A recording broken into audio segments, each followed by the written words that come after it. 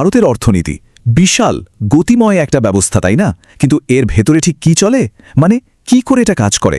চলুন আজ আমরা এই জটিল সিস্টেমটার একদম গোড়ার কথাগুলো সহজ করে বোঝার চেষ্টা করি। আচ্ছা, অর্থনীতি বলতেই কি আমাদের শুধু খাতার ওপর কিছু সংখ্যা, মানে একটা স্প্রেডশিটের কথা মনে হয়? বেশিরভাগ সময় তো এটাকে বেশ শুকনো একটা দূরের জিনিস বলে মনে হয়, তাই না? কিন্তু ভাবুন তো, যদি ব্যাপারটাকে আমরা একটু অন্য চোখে দেখি। আসলে এটা অনেকটা একটা জীবন্ত সিস্টেমের মতো। ভাবুন, প্রত্যেকটা অংশ একে অপরের সঙ্গে জুড়ে আছে, যেন একটা আস্ত শরীর। চলুন না আজ এই সিস্টেমটার ভেতরে ঢুকে দেখি কিভাবে সবটা চলছে। শুরু করা যাক অর্থনীতির 3টে ইঞ্জিন দিয়ে।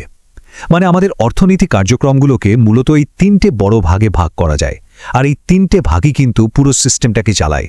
তো প্রথমটা হলো প্রাইমারি সেক্টর বা প্রাথমিক খাত। নাম শুনেই বোঝা যাচ্ছে একদম প্রথম ধাপ। যেমন ধরুন চাষবাস, খনি থেকে কিছু তোলা, মাছ ধরা বা জঙ্গল থেকে কাঠ বা অন্য সম্পদ আনা, এই সবই এর মধ্যে পড়ে। সোজা কথায় প্রকৃতি থেকে আমরা সরাসরি যা যা পাই সেটাই এই খাতের অংশ। এরপর আসছে আমাদের দ্বিতীয় ইঞ্জিনটা, সেকেন্ডারি সেক্টর বা মাধ্যমিক খাত। এর কাজটা কি?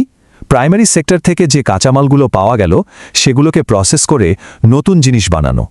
যেমন ধরুন তুলা থেকে সুতো বা কাপড় বানানো, কিংবা আকরিক লোহা গলিয়ে স্টিল তৈরি করা। মানে এটাই হলো দেশের আসল ম্যানুফ্যাকচারিং হাব। আর আমাদের 3 নম্বর ইঞ্জিনটা হলো টারশিয়ারি সেক্টর। এই খাতটা কিন্তু আগের দুটোর মতো কোনো জিনিস তৈরি করে না। এর কাজ হলো পরিষেবা বা সার্ভিস দেওয়া। এই সার্ভিসগুলো কিন্তু প্রথম দুটো সেক্টরকে চলতে সাহায্য করে, যেমন ট্রান্সপোর্ট, ব্যাংকিং বা ধরুন শিক্ষা, স্বাস্থ্য, এই সব। এক কথায় একে আমরা সার্ভিস সেক্টর বা সেবা খাতও বলি। তো দেখুন, ভারতের অর্থনীতিতে এই 3টে সেক্টরই একসঙ্গে কাজ করছে, কন্ট্রিবিউট করছে। কিন্তু মজার ব্যাপার হলো এই 3টের মধ্যে সার্ভিস সেক্টরের অংশটাই কিন্তু সবচেয়ে বড়। এর মানে কি? এর মানে হলো ভারতের অর্থনীতি এখন অনেকটাই সার্ভিস নির্ভর হয়ে উঠেছে, আর এটা কিন্তু দেশের আর্থিক উন্নতির একটা বড় সিগন্যাল। আচ্ছা, ইঞ্জিনগুলোর কথা তো হলো, কিন্তু এই ইঞ্জিনগুলো চালায় কারা? মানে মানুষজন কোথায় কাজ করছে? এটাই হলো কর্মসংস্থানের ধাঁধা। চলুন এবার এই দিকটা একটু খুঁটিয়ে দেখা যাক। দেখুন, কাজের জায়গাগুলোকে আমরা মোটা দাগে দুটো ভাগে ভাগ করতে পারি। একটা হলো অর্গানাইজড সেক্টর বা সংগঠিত খাত, আর অন্যটা আনঅর্গানাইজড বা অসংগঠিত খাত। অর্গানাইজড সেক্টরে কি হয়? চাকরির একটা নিরাপত্তা থাকে, কাজের সময় ঠিকঠাক থাকে, আর পুরো ব্যাপারটা সরকারি নিয়মকানুনের মধ্যে চলে। আর অন্যদিকে আনঅর্গানাইজড সেক্টর, সেখানে কাজটা ঠিক সুরক্ষিত নয়, কাজের সময়ের কোনো ঠিক ঠিকানা নেই, আর এগুলো সরকারি নজরদারিরও বাইরে থাকে। এবার একটু আনঅর্গানাইজড সেক্টরের চ্যালেঞ্জগুলো নিয়ে কথা বলা যাক। এটা কিন্তু অর্থনীতির একটা বিশাল বড় ইঞ্জিন, যদিও এটা প্রায়ই আমাদের চোখের আড়ালে থেকে যায়। এর ভেতরের সমস্যাগুলো বোঝা কিন্তু খুব দরকারি। আসলে এই আনঅর্গানাইজড সেক্টরের প্রভাবটা দুরকম। একদিকে দেখুন, এটা বিশাল সংখ্যক মানুষের কাজের জায়গা, প্রচুর মানুষের কর্মসংস্থান হয় এখানে। কিন্তু অন্যদিকে এখানকার কর্মীরা প্রায়ই কম মাইনে পান, কাজের কোনো স্থিতি থাকে না, আর এর ফলে কি হয়? দেশের পার ক্যাপিটা ইনকাম, মানে মাথাপিছু আয় কমে যায়, আর জিডিপিতেও এর অবদান ততটা প্রোডাক্টিভ হয় না। তাহলে এখন প্রশ্ন হলো, এই বিশাল সেক্টরটাকে কিভাবে আরও শক্তিশালী করা যায়? কিভাবে একে অর্থনীতির জন্য আরও প্রোডাক্টিভ করে তোলা যায়? সমস্যা তো আমরা দেখলাম, এবার চলুন কিছু সমাধানের কথা ভাবা যাক। কয়েকটা পথের কথা ভাবা যেতে পারে।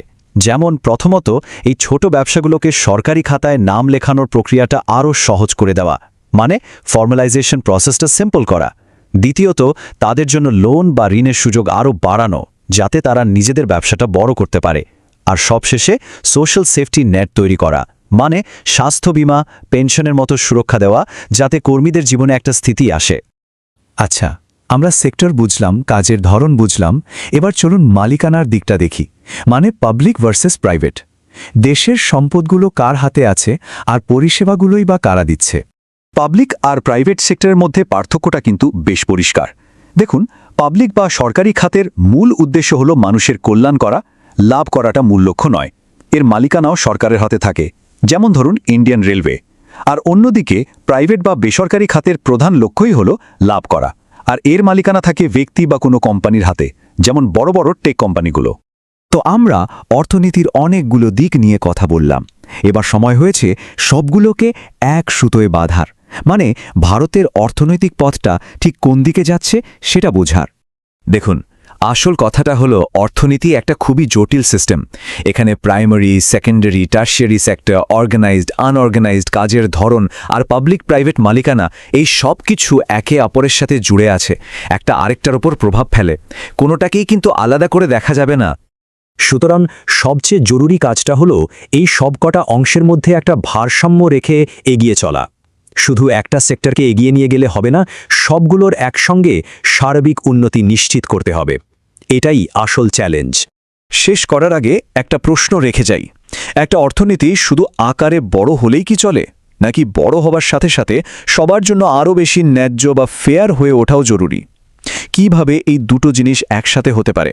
সম্ভবত এটাই আজকের অর্থনীতির সামনে সবচেয়ে বড় প্রশ্ন।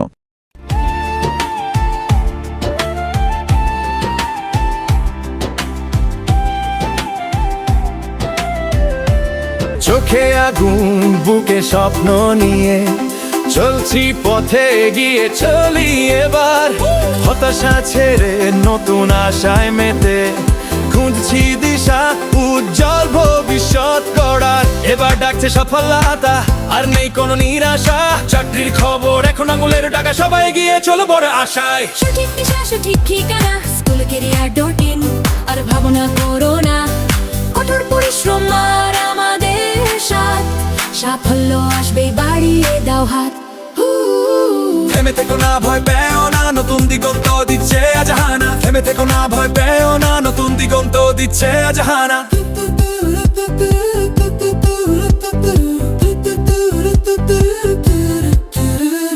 যোগ্যতার সুযোগের হবে এবার মেলবন্ধন, সাফল্যের শিখরে পৌঁছাতে করো আজ পণ। নতুন দিনের নতুন আলো এ কাটবে আন্ধার কালো, ক্যারিয়ার গড়তে এই ঠিকানাই সবার চেয়ে ভালো।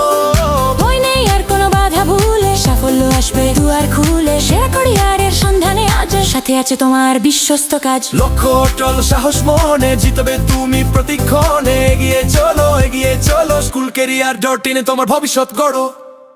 नमस्कार। क्या आप स्कूल में नौकरी ढूंढ रहे हैं लेकिन सही वैकेंसी की जानकारी आपको समय पर नहीं मिलती?